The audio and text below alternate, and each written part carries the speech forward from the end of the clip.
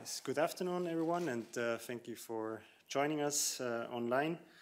Glad to have Vice President Jourová with us, who will present to you the European Democracy Action Plan and also say a few words about the fundamental rights strategy that we adopted yesterday. Vice President, without further ado, the floor is yours. Thank you very much, ladies and gentlemen. I will start with a sad thing. Sadly, today we learned about passing away of great French and European politician, former President of France, Valéry Giscard d'Estaing. I want to pass my condolences to his family and friends. It is only fitting to start this press conference by quoting a first sentence written by him in the French Democracy. Quote, "No society can live without an ideal that inspires it, nor without a clear knowledge of the principles that guide its organization." End of quote. I dare to add, our ideals, our principles in the European Union are our values. Respect for human dignity, freedom, democracy, equality, the rule of law, and respect for human rights.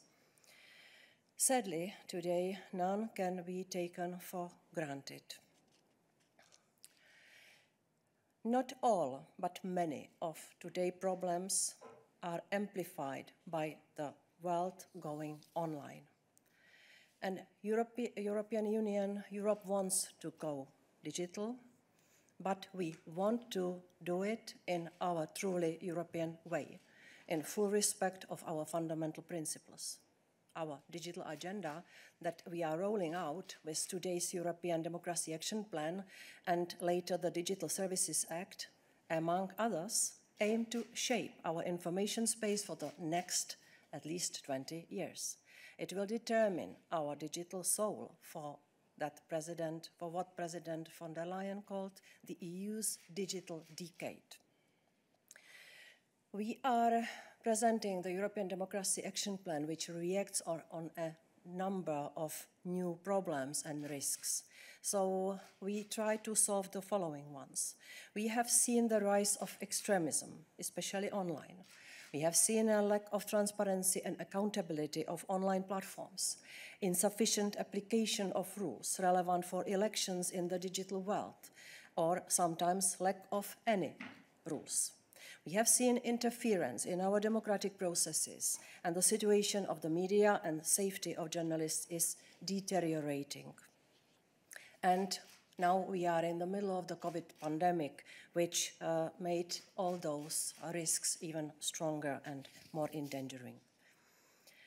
The Democracy Action Plan tries to react on all these worrying trends by enforcing rules on fair competition in online public debates, by protecting the integrity in the electoral process, by involving and empowering the public, by strengthening the media, and last but not least, by fighting disinformation and interference. Let me now briefly describe the key pillars of this plan. I will start with elections. Elections laws date from the offline reality and are not fit for the online world. But political campaigning has moved online. The aim of the plan is to close this gap. I therefore will prepare the legislation on transparency in online political advertising. I speak about the next year. This is the initiative planned for the third quarter of the next year. And just make a comment on the whole European Democracy Action Plan. This is the plan which foresees the future actions to come over the whole mandate of this Commission.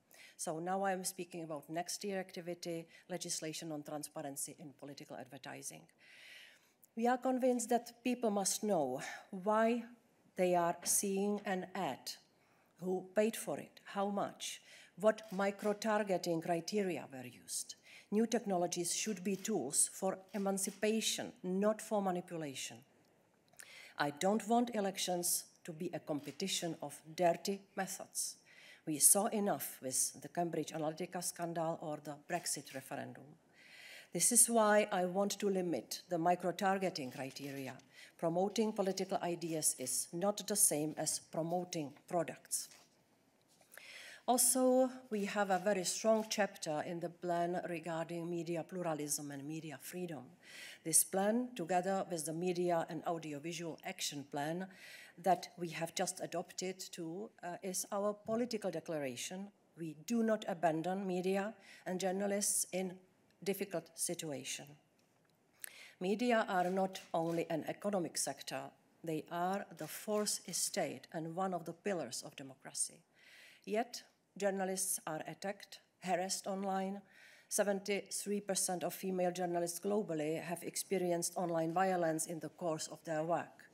Since the start of 2020, at least 140 journalists and media workers were attacked during protests in 11 member states. We will work with the member states and the sector to propose a recommendation on the safety of journalists. This is another event or activity which we plan for the next year. In addition, we will present an initiative on abusive litigation. This issue of the so-called SLAP came to my attention when I visited Malta and talked to the son of Daphne Caruana Galizia. She had 47 such lawsuits pending against her in Malta and abroad, and at the moment of her assassination. And the problem is only growing, and we need to act. More so, we want to increase the transparency of media ownership and of state advertising. Public money should not be used to favor only those who sympathize with those in power. We will also increase support to fund cross-border investigations. Under the next budget, we propose to have for the first time an envelope dedicated to media pluralism projects, which could amount at least 75 million euro. The Media and Audiovisual Action Plan aims to help the media recover and support their digital transformation. The sector has been severely hit by the pandemic and suffers from a huge loss of advertising revenues. We want to encourage member states to use recovery money also for the media sector. We will launch an initiative called News to bring together actions and support for the news media sector. The initiative will use EU funds to leverage investments and help small media companies to get easier access to loans. We will pay particular attention to local media. At the same time, we will watch closely the implementation of key rules, such as the revised audiovisual and copyright rules. We need to continue striving for a level playing field in the online world. All this taken together will create, I'm convinced about that, a better and fairer environment for the media sector, which is highly needed. Part 3 in our European Democracy Action Plan is countering disinformation. I am very happy that our response to disinformation is maturing with every step we take. I need to say one thing from the outset. We will not regulate on removal of disputed content. We do not want to create a ministry of truth. Freedom of speech is essential, and I will not support any solution that undermines it. But we also cannot have our societies manipulated if there are organized structures aimed at sowing mistrust, undermining democratic stability, and so we would be naive to let this happen, and we need to respond with resolve. The worrying disinformation trend, as we all know, is now on COVID vaccines, which is now very much debated also with the colleagues and with the President, because we need to support the vaccine strategy by efficient fight against the disinformation. This is why we are proposing to make a change by equipping ourselves with tools to impose costs on those who penetrate our systems with malicious intention. My goal here is to empower democratic actors and allow people to understand what content they see and why, so that they can make their choices freely. We have tried, as you know, self-regulation during our last mandate with the Code of Practice against disinformation, and we will build on that. But we need to go much further and deal with the deficiencies that pure self-regulation has shown. We need a new disinformation pact with platforms, advertisers, websites, and the civil society to improve accountability of algorithms, to stop allowing platforms and websites making money on disinformation, to design better ways to deal with manipulation through bots or with the use of fake accounts.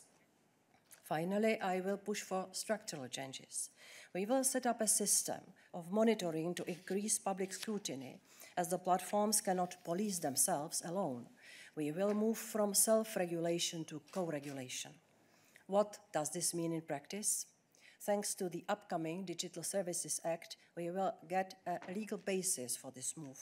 The Digital Services Act will introduce, among others, a general need for big platforms to take risk-mitigating measures. The code can be one of those measures if done right. But this will mean that the authorities will be looking at adherence to and compliance with such code. Essentially, the era of the gentleman agreements is coming to an end, also the self-policing alone by the platforms. And finally, we look at the citizens, as the long-term solution lies in education and in media literacy.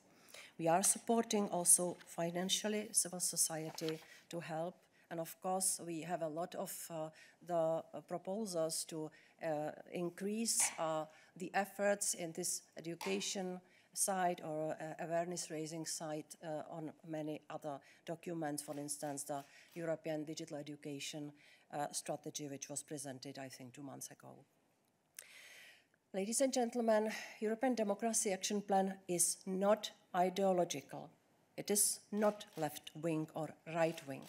It is about making the rules of the political contest fairer for everyone who wants to participate in it. This is why I count on a constructive approach from all corners of Europe to implement it forcefully. Together with the recent Rule of Law report, the new strategy to strengthen application of the Charter of Fundamental Rights, as well as the Media and Audiovisual Action Plan, this European Democracy Action Plan creates our response that aims to protect and enforce the basic values of European Union. And it includes also, of course, the digital space. Let me also mention that we also adopted a strategy on the implementation of the Charter, which opens a door to address new challenges for fundamental rights in the EU. We saw them emerging during the pandemic, but they are also linked to the important digital and green transitions. We therefore will, as of next year, take a more thematic approach to our annual report on the Charter, with a stronger focus on how member states apply it and when implementing EU law. For the next year, we plan, speaking about the thematic approach, we plan to focus on the digital transition and on artificial intelligence. Thank you very much.